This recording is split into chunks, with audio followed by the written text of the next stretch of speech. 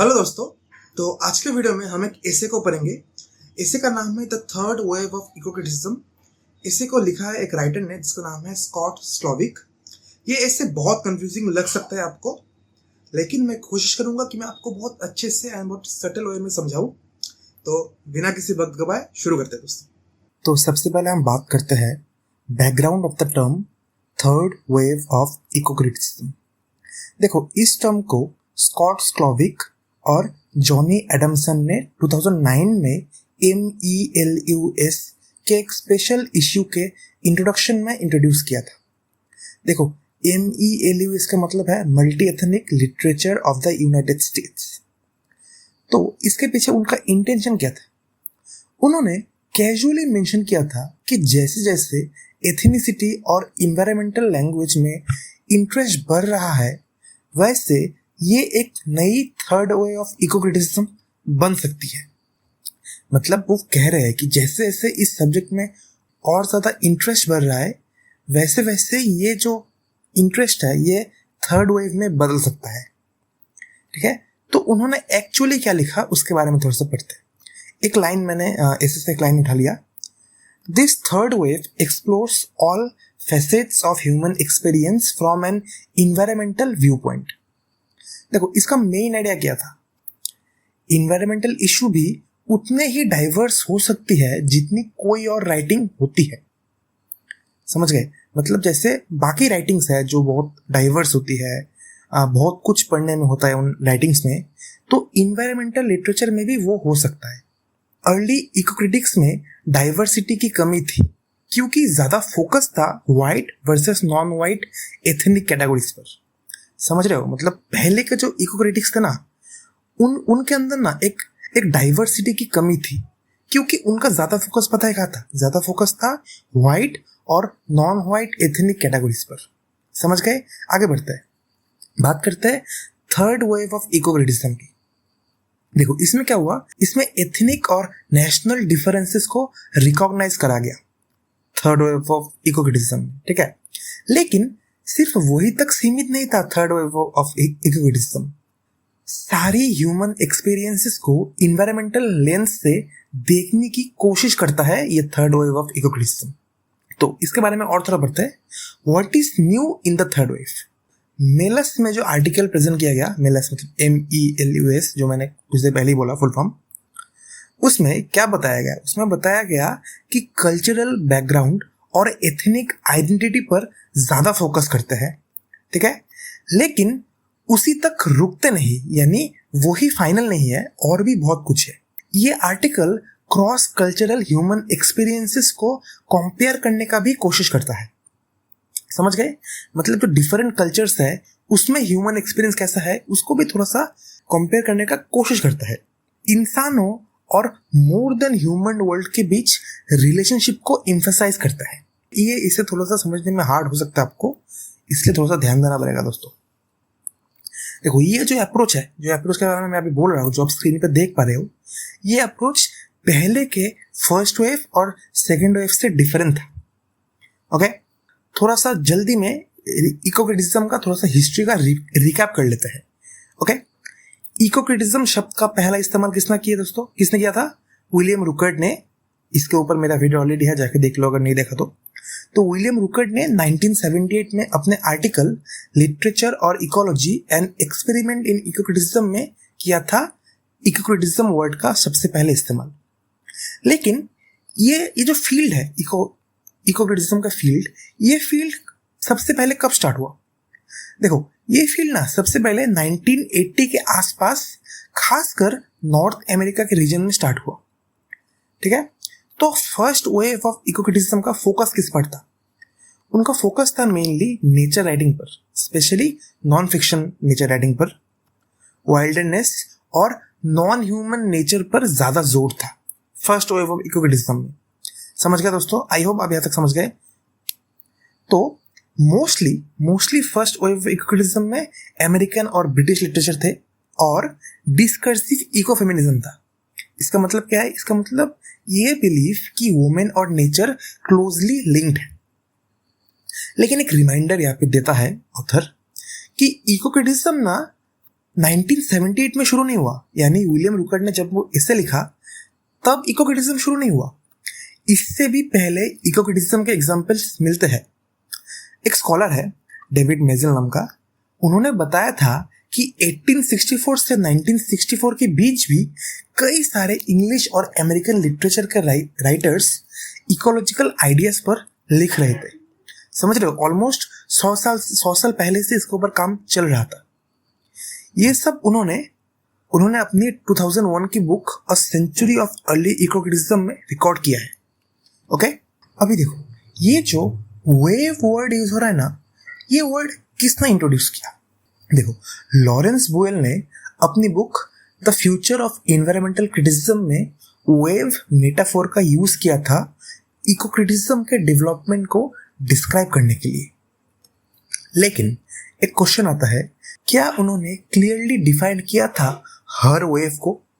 नहीं, उन्होंने फर्स्ट और सेकंड वेव के स्पेसिफिक डिटेल्स नहीं दी। इनफैक्ट उन्होंने तो वेव मेटाफोर मेंशन करने के तुरंत बाद एपोलॉजी भी कर दी थी। लेकिन उन्होंने माफी क्यों मांगी, यानी उन्होंने एपोलॉजी क्यों दिया? क्योंकि इको क्रिटिसिज्म एक clean step by step development follow नहीं करता। पुराने ट्रेंड्स नए ट्रेंड्स के साथ साथ चलते रहते हैं। इसीलिए उन्होंने सजेस्ट किया कि पैलिम्सेट वेव से बेहतर मेटाफोर है। ओके, आई होप आप यहाँ तक समझ गए। तो एक सवाल आता है कि ये जो वेव मेटाफोर है, इससे प्रॉब्लम क्या है?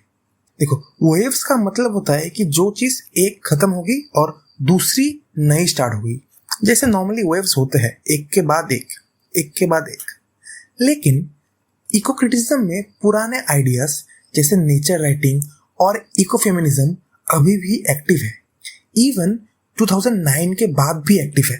तो जो एक्चुअली होता है कि वेव एक के बाद एक आता है, लेकिन इको क्रिटिसिज्म उस वेव को फॉलो नहीं करता। क्योंकि इको क्रिटिसिज्म, जैसे कि राइटर ने यहाँ पे कहा है, कि कभी कभी खत्म नहीं होता और नेक्स्ट वेव शुरू हो जाता है। इसीलिए इस वेव मेटाफोर में एक प्रॉब्लम है इको क्रिटिसिज्म में। आई होप मैं आपको समझा पा रहा हूँ दोस्तों। एक एग्जाम्पल देता हूँ। इको फेमिनिज्म जो वुमेन और नेचर को कनेक्ट करता है और जस्टिस के लिए फाइट करता है, वो अभी भी रेलेवेंट है। ओके, आगे बढ़ते हैं। द शिफ्ट अराउंड 1995, यानी स्टार्ट ऑफ सेकेंड वेव। तो अभी हम बात करते हैं द शिफ्ट अराउंड 1995, यानी start of the second wave. देखो, 1995 के बाद ना जो फोकस था इको क्रिटिसिज्म का, वो फोकस और ज़्यादा ब्रॉड हो गया। यानी पहले का जो फोकस था, जो नॉन फिक्शन राइटिंग पर बस फोकस था, वो फोकस अब और ज़्यादा ब्रॉड हो गया। ग्रीन कल्चरल स्टडीज़ सिर्फ बुक्स या लिटरेचर तक सीमित नहीं रहा। अलग अलग कल्चर्स के इन्वायरमेंटल कॉन्सर्न्स जैसे जापानीज या मेक्सिकन राइटिंग्स और इवॉल्व हुआ। सेकेंड वेव में इन्वायरमेंटल जस्टिस थीम्स आया। अर्बन और सबअर्बन इन्वायरमेंट्स को भी इंक्लूड किया गया। सिर्फ अनटच्ड वाइल्डनेस पर फोकस नहीं रहा, अब अर्बन और सब अर्बन इन्वायरमेंट तक भी फोकस चला गया। देखो, सेकेंड वेव के कुछ इंपॉर्टेंट बुक्स हैं, जैसे the green studies reader by Laurence Coupe, beyond nature writing by Armbruster and Wallace, the environmental justice reader by Adamson, Evans and Stein. तो आप इन बुक्स को पढ़ सकते हो नॉलेज के लिए। The beginning of comparative and multicultural eco criticism. देखो, second wave के स्टार्ट होते ही राइटर्स नए डायरेक्शंस एक्सप्लोर करने लग गए। कुछ स्कॉलर्स ने अमेरिकन और ब्रिटिश लिटरेचर के बाहर देखना स्टार्ट किया। उनका एम था कि इको क्रिटिसिज्म ज़्यादा इंटरनेशनल और इंक्लूसिव बने। ओके, हम एक व्यक्ति का कंट्रीब्यूशन पढ़ेंगे अभी, पैट्रिक डी मर्फी का कंट्रीब्यूशन।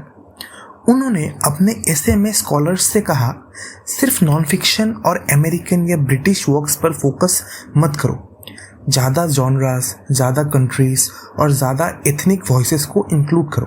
लिटरेचर अक्रॉस नेचर को कंपेयर करो for deeper understanding. Nature writing को एक ग्लोबल और मल्टीकल्चरल रूप में देखो। और फिर आता है हमारा third wave of eco criticism, जो कि अराउंड अराउंड 2000 के सदी में ही आ जाता है, लेकिन इसका ऑफिशियली नाम दिया जाता है 2009 में। तो अभी हम बात करेंगे पैट्रिक डी मर्फी का ग्लोबल थिंकिंग में योगदान। मर्फी ने नेशनल और एथनिक बाउंड्रीज से बाहर सोचना स्टार्ट किया। उन्होंने मैक्सिकन अमेरिकन राइटर पैट मोरा को स्टडी किया और जापानीज राइटर इशिमुरे मिचिको को भी डिस्कस किया। ये दिखाता है उनका कॉम्पेरेटिव और मल्टीकल्चरल अप्रोच। उन्होंने एम्फसाइज किया कि नेशनल लिटरेचर्स जैसे अमेरिकन लिटरेचर को एक इंटरनेशनल और कॉम्पेरेटिव फ्रेमवर्क में रखना चाहिए। ये इंटरनेशनल आउटलुक थर्ड वेव इकोक्रिटिज्म का एक की फिगर बन गया। तो अभी हम बात करेंगे main features of the third wave. वापस से बोलता हूं दोस्तों, थर्ड वेव शुरू हो जाता है 2000 के अराउंड, लेकिन इसका नाम दिया जाता है 2009 में। ओके, कुछ फीचर्स के बारे में बात करेंगे। पहला है ग्लोबल एंड लोकल टेंशन। देखो, इको क्रिटिक्स एक्सप्लोर कर रहे हैं global ideas of place versus local या रीजनल अटैचमेंट। ओके, जैसे बायो रीजनलिज्म। तो अभी नए टर्म्स सामने आए, जैसे eco cosmopolitanism, rooted cosmopolitanism, the global soul, translocality. Okay, दूसरा है comparative and post national visions. देखो, स्कॉलर्स पूछ रहे हैं क्या हम नेशनल या एथनिक बाउंड्रीज के पार सोच सकते हैं? क्या हमारा इन्वायरमेंटल एक्सपीरियंसेस को पोस्ट नेशनल या पोस्ट एथनिक रूप में समझा जा सकता है? कुछ लोग अभी भी एथनिक आइडेंटिटी को वैल्यू देते हैं, लेकिन ये जो स्कॉलर्स के बारे में मैं भी बोल रहा था, ये स्कॉलर्स उसे एक कॉम्पेरेटिव या पोस्ट कॉलोनियल कॉन्टेक्स्ट में देखना चाहते हैं। आई नो दोस्तों, ये इससे थोड़ा सा कॉम्प्लेक्स है, लेकिन आप अगर थोड़ा सा ध्यान दोगे तो आप इजीली समझ पाओगे इसको। ओके, फिर बात करते हैं न्यू जेंडर्ड अप्रोचेस के बारे में। इकोफेमिनिज्म जो था, इकोफेमिनिज्म इवॉल्व होकर बना मटेरियल इकोफेमिनिज्म, जो फिजिकल और मटेरियल वर्ल्ड पर फोकस करता है। ठीक है, इस वक्त कुछ और डेवलपमेंट्स हुए, जो कि इको मस्कुलिनिज्म, जो आपको देखने मिलेगा मार्क ऑल्स्टर्स का इको मैन 2004 में लिखा गया था, ग्रीन कोर थ्योरी जिसे सैंडीलैंड्स, ईस्टॉक और जेराल्ड ने लिखा था। आप इन्हें पढ़ सकते हो। ये जो जेंडर्ड अप्रोचेस है, ये भी और इवॉल्व हुआ। ओके, फिर था द फोकस ऑन एनिमलिटी। इसके अंदर के कुछ टॉपिक्स थे, evolutionary ecocriticism, animal subjective and agency. Okay, फिर एक आता है लिंक बिटवीन इकोक्रिटिसिज्म और लाइफस्टाइल, और फिर आता है इन्वायरमेंटल जस्टिस का expansion towards non human species. देखो दोस्तों, एक चीज में कंफ्यूज मत होना, जो राइटर अपने ऐसे में इन सब को एक्सप्लेन नहीं करता, बस इन सब के बारे में बोलता है कि कैसे कैसे हमारा इकोक्रिटिसिज्म इवॉल्व हो रहा है, और थर्ड वेव में फर्स्ट और सेकंड वेव के कंपैरिजन में क्या क्या चेंजेस आ रहे हैं। ओके, आई थिंक अगर आप ये समझोगे तो आपको ये ऐसे समझने में इजी होगा कि राइटर इतने सारे चीजों के बारे में बात क्यों कर रहे हैं। तो एक चीज समझना और भी ज्यादा जरूरी है कि ये विलियम रुकर्ट के ऐसे जैसा नहीं है कि बस आपको एक नया कॉन्सेप्ट समझाया जा रहा है। नहीं, ये एक्चुअली आपको बता रहा है कि कैसे कैसे इवॉल्व हुआ। ओके, तो अभी हम आगे बढ़ते हैं। Critics from with in. देखो, कुछ स्कॉलर्स ने इको क्रिटिसिज्म को ही क्रिटिक करना शुरू कर दिया। क्या कहकर शुरू किया? उन्होंने कहा ये क्रिटिकल थ्योरी के साथ इनफ एंगेज नहीं करता।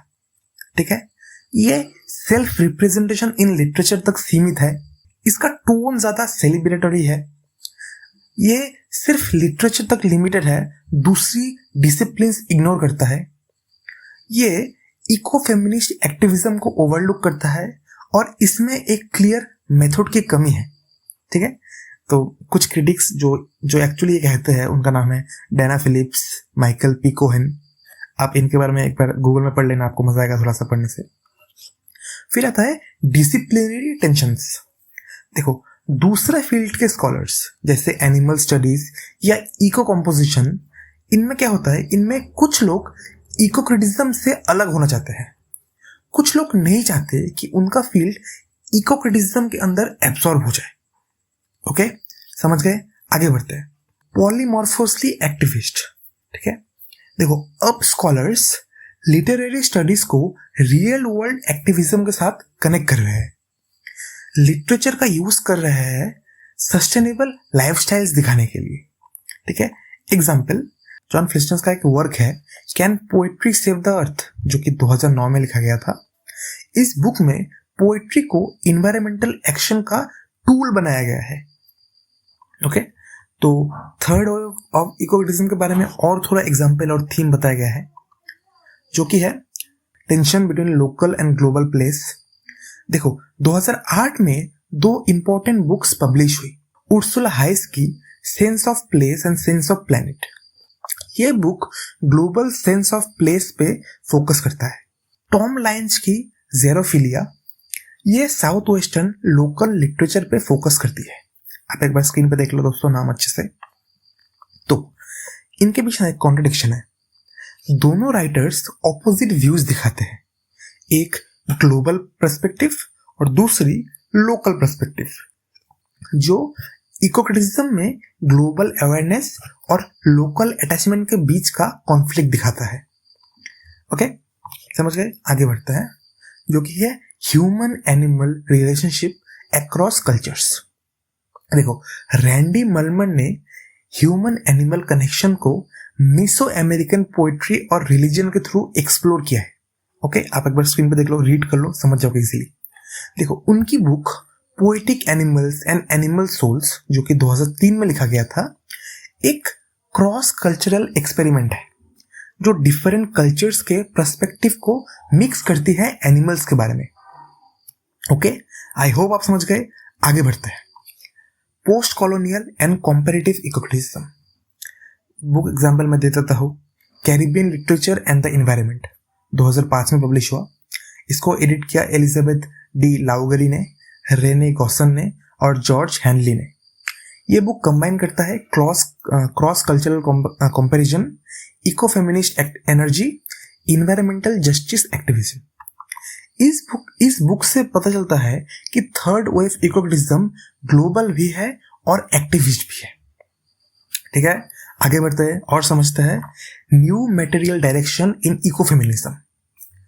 आर्टिकल का जो एग्जाम्पल दिया है हमारे राइटर ने, वो है transcorporeal feminisms and ethics space of nature. इसको लिखा है स्टेसी अल्माइनो ने।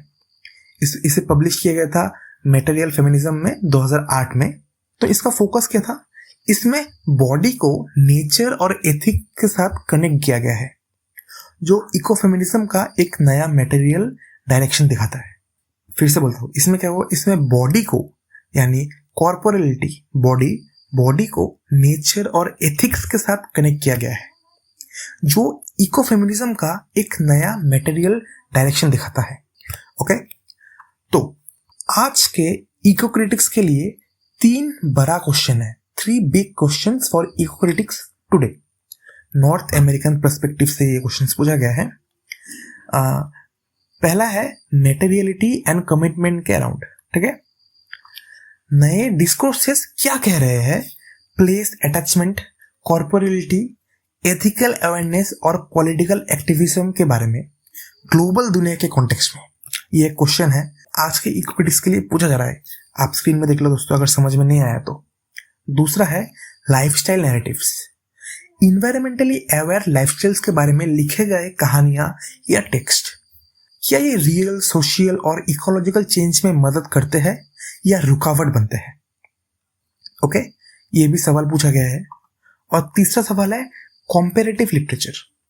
देखो, ये चीज कब यूजफुल होता है कि हम टेक्स्ट को culture, time periods, language, disciplines के अक्रॉस कंपेयर करें, और कब ऐसे कंपैरिजन्स फेल हो जाते हैं आज के इश्यूज को सॉल्व करने के लिए। ओके, ये क्वेश्चंस पूछा गया है, ये 3 क्वेश्चंस पूछा गया है। तो अभी हम बात करते हैं फाइनल थॉट के बारे में, यानी इनका जो एसे है, एसे के कंक्लूजन के बारे में। देखो, फर्स्ट वेव और सेकेंड वेव जो इकोक्रिटिक्स है, वो अभी भी इंपॉर्टेंट और वैल्यूएबल काम कर रहे हैं ऑब्वियसली, लेकिन ये इसे उन न्यू ट्रेंड्स पर फोकस करती है जो थर्ड वेव ऑफ इकोक्रिटिज्म को डिफाइन करते हैं। ओके, थर्ड वेव अराउंड 2000 में स्टार्ट हुई थी और ये दिखाता है कि किस तरह ये फील्ड लास्ट 30 सालों में इवॉल्व होकर एक ज़्यादा क्रिटिकल, ग्लोबल और एक्टिविस्ट फॉर्म ले चुकी है। ओके, आई होप आप समझ गए दोस्तों। आई नो दोस्तों ये बहुत ही कॉम्प्लेक्स इसे है, बट क्या कर सकते हैं, अब जो है सो है। दोस्तों आई होप आपको ये एक्सप्लेनेशन समझ में आया। अगर समझ में आया तो प्लीज़ मेरी वीडियो को लाइक करना, चैनल को सब्सक्राइब करना, और अगर अभी भी कोई डाउट है तो प्लीज़ कमेंट्स में पूछिए, मैं रिप्लाई कर दूंगा। थैंक्स दोस्तों, तब तक पढ़ते रहिए और सीखते रहिए।